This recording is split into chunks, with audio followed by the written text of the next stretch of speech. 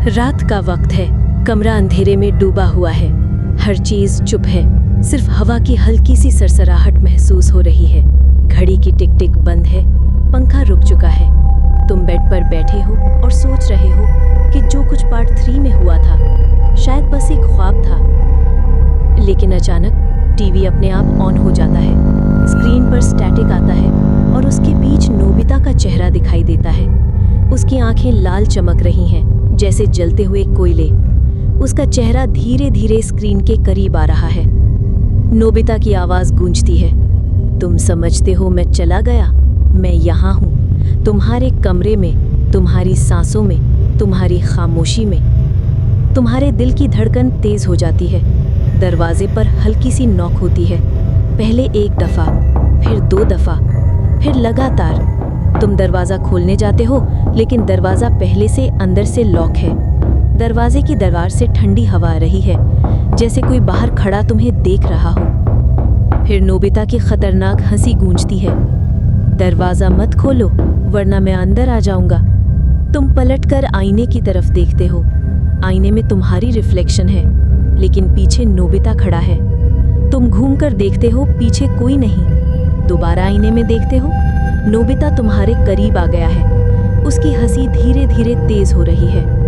आईने पर भौंक बन जाती है और उस पर तुम्हारा नाम लिखा हुआ दिखाई देता है। टीवी दोबारा ब्लिंक करता है।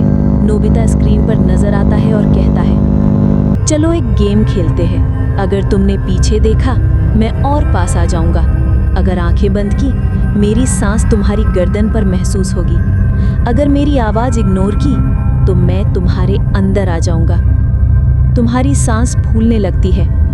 तुम कुछ भी करते हो, नोबिता और पास महसूस होता है। तुम चुप रहते हो, लेकिन उसकी हंसी अब कमरे के चारों तरफ से सुनाई देने लगती है। अचानक टीवी से एक काली रोशनी निकलती है, जो तुम्हें खींचने लगती है। तुम चिल्लाते हो, लेकिन आवाज ही नहीं निकलती। तुम टीवी के अंदर गिर जाते हो। अब तुम नोबिता के वर्ल्ड में हो।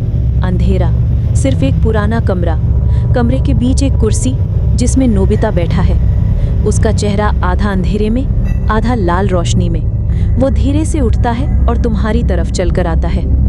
अब तुम सिर्फ देखने वाले नहीं, अब तुम मेरी दुनिया का हिस्सा हो। तुम दीवारों को छूते हो, लेकिन दीवार गुम हो जाती है। सब कुछ खत्म, तुम फंस चुके हो।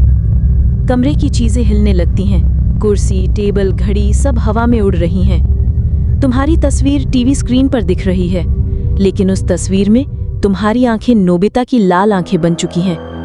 नोबिता तुम्हारे सामने खड़ा हो जाता है। उसकी आवाज अब डायरेक्टली तुम्हारे दिमाग के अंदर गूंज रही है, मेरी कहानी यहीं खत्म नहीं होती, अब तुम भी नोबिता हो।